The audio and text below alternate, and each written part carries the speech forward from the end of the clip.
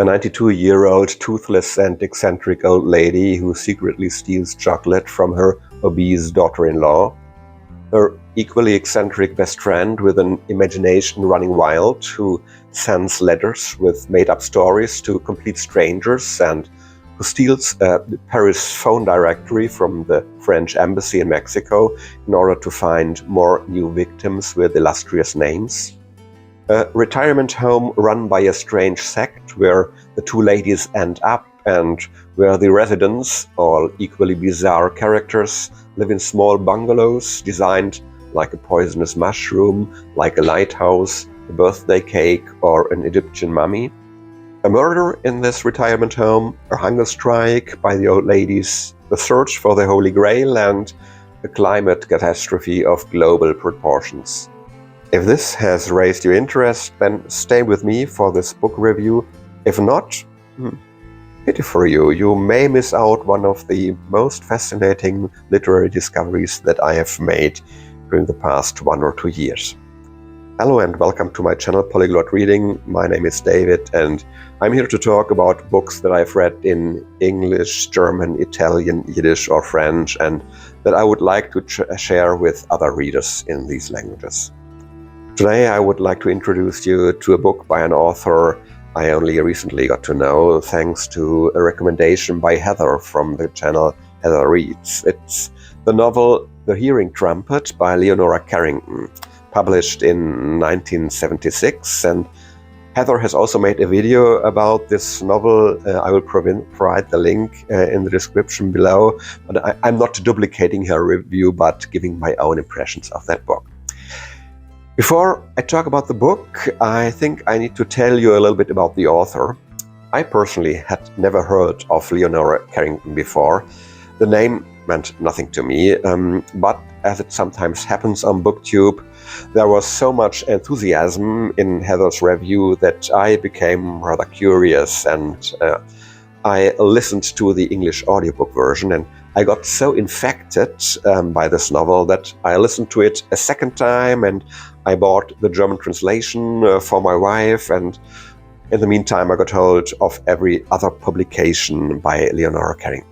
This book and this author have opened up a complete new world for me in terms of what literature can do, and I consider this relatively slim book of only 180 pages really the most stimulating piece of literature that I have read in the past 1 or 2 years, and I really can't think of any other author with whom I can validly compare the writing style of Leonora Carrington.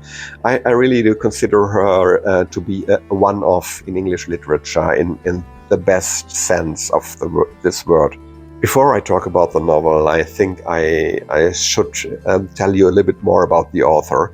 I personally didn't realize that Leonora Carrington was actually a big name, almost a celebrity, an icon, not in the field of literature, but in the field of painting, in particular in the Surrealist painting, in this fascinating art movement that emerged in the 1920s and which understood itself not just as a style of art, but also as an art of living, and a movement that tried to brush away or to brush against the grain all previous norms and conventions and placed a special emphasis on the unconscious, on the subconscious, on the use of symbolism and psychology and the dreamlike visions in its paintings.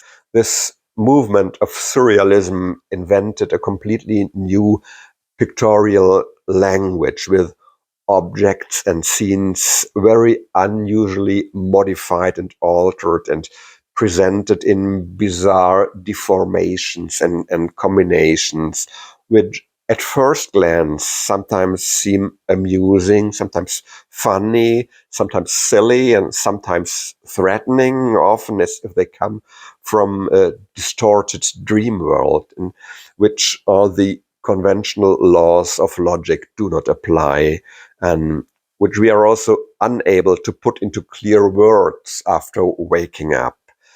And behind these pictures and images, on closer examination, there is often a very complex symbolism and sometimes entire deep psychological or esoteric thought structures and narratives. And so there's a very peculiar combination of visual entertainment value, but also the possibility of a more analytical and contemplative engagement with the pictures of the Surrealism movement. And I think almost everybody knows at least a few of the legendary paintings by the most famous, because also most eccentric, surrealist painter Salvador Dali, for example, the picture with the melting clocks, or the burning giraffe with the female figure in the foreground with the drawers sticking out from her body. And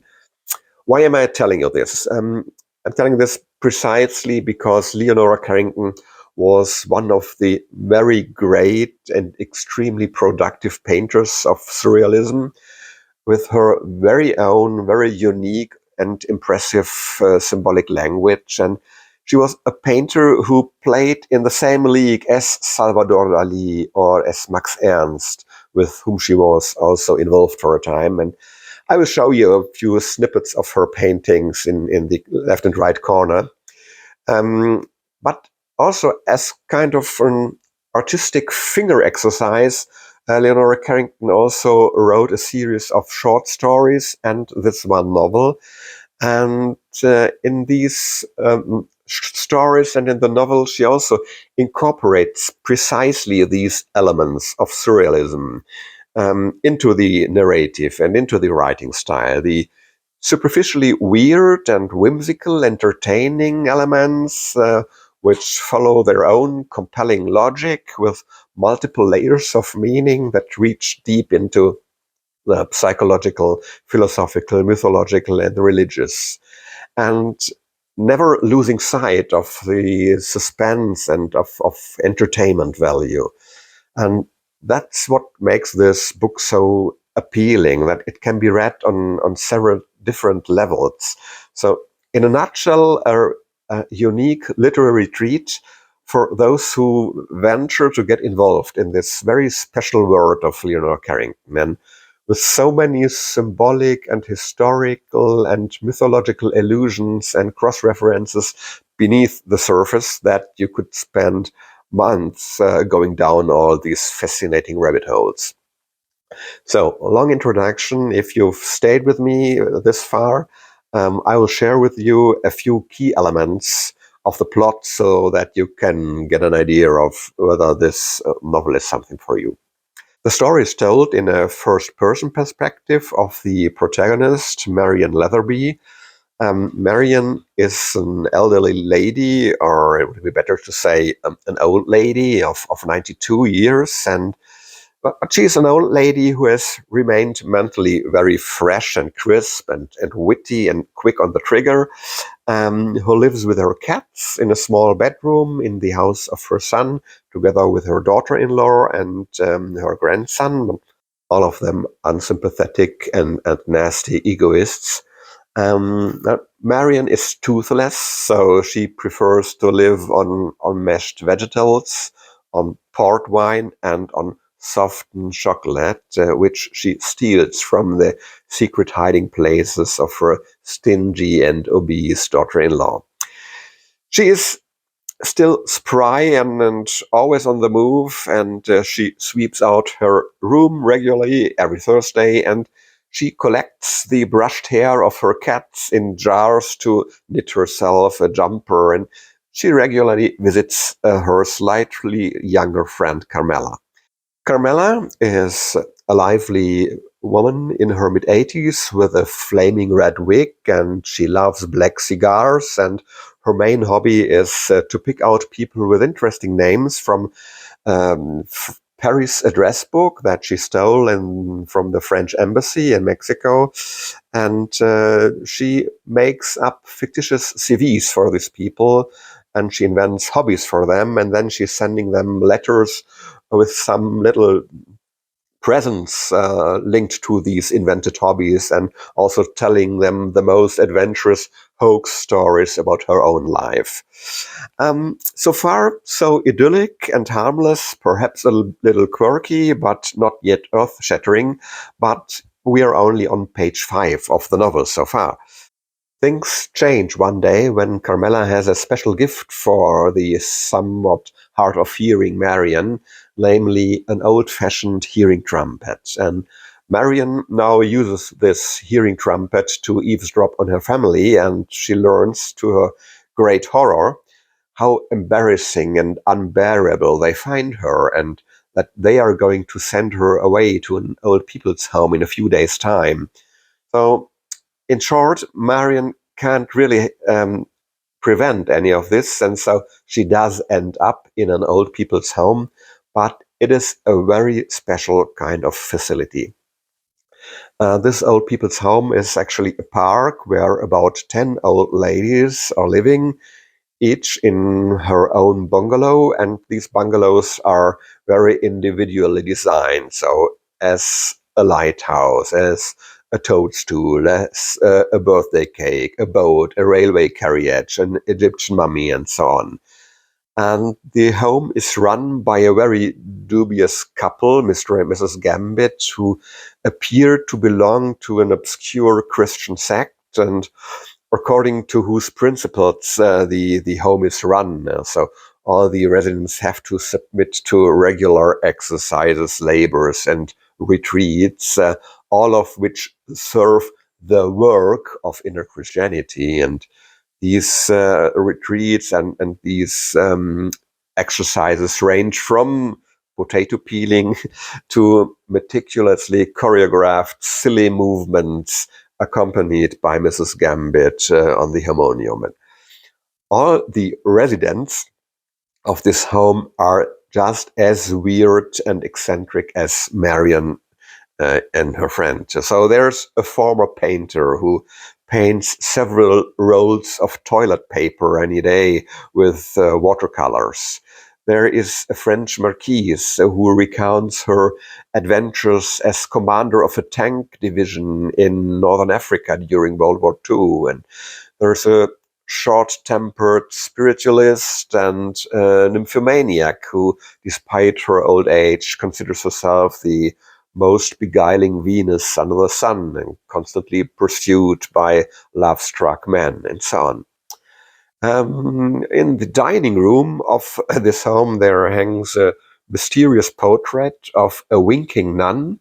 It is supposed to be Dona Rosalinda de la Cueva, the abbess of the convent of St. Barbara of Tartarus, whose scandalous life story we learn from a mysterious little manuscript that circulates secretly among the ladies. And however, this microcosm of apparently weird and eccentric old ladies under a crazy leadership is not a cozy idyll, but on the contrary, there are huge conflicts bubbling under the surface, which are all mysteriously linked to the portrait of the winking nun, and also to a secret society and a queen bee, and not to forget the search for the Holy Grail and an earthquake and climate change, which leads to a fatal onset of winter in that area. And this is not already strange enough. So at one point, when a murder takes place among the ladies, and which the home management tries to cover up, this witch's cauldron starts to boil over, and Marian's friend Carmela sneaks, or rather buys her way into the home and organizes a hunger strike among the increasingly unruly and rebellious old people. And from this point onwards, the plot picks up even more speed, and once again Carrington's imagination shifts up another gear, and upheavals of cosmic proportions happen, a hell ride and orgiastic scenes flicker before our eyes, and a pack of wolves with a good dash of werewolf blood suddenly gets involved, and until finally the whole bubble bursts with a loud bang. And we don't know exactly, was it just a dream of Marian, a dream of us, or have we also gone mad, or has Carrington just taken us on a marvelous roller coaster ride through one of her surrealist paintings? Who knows? For me, this is really great literature, the discovery of the year, a book that is hilarious and entertaining, but also profound and full of an exuberant imagination, but where you can still discover new allusions, new symbols, cross-references, and other bizarre things on the second or even the third reading. So get the book, try to immerse yourself and enjoy it. I would definitely recommend the audiobook version published by Nexus and available from Audible. The reading is superbly done by the Welsh actress Sian Phillips, now 90 years old herself, who is a congenial voice for Marian as the first-person narrator. Everything that you would expect from this old lady is there. The somewhat brittle yet energetic voice, the mouth and speech just a little bit saggy from age, but still articulate, crystal clear, and the mixture of serene wisdom, irony, and sometimes even caustic humor, a perfect reading. So that's it for today. I hope I've been able to raise your interest in this book. If you've already known it or are going to read it, triggered by my recommendation, please let me know, leave me a comment, and share your thoughts with us. Take care, bye-bye, and ciao.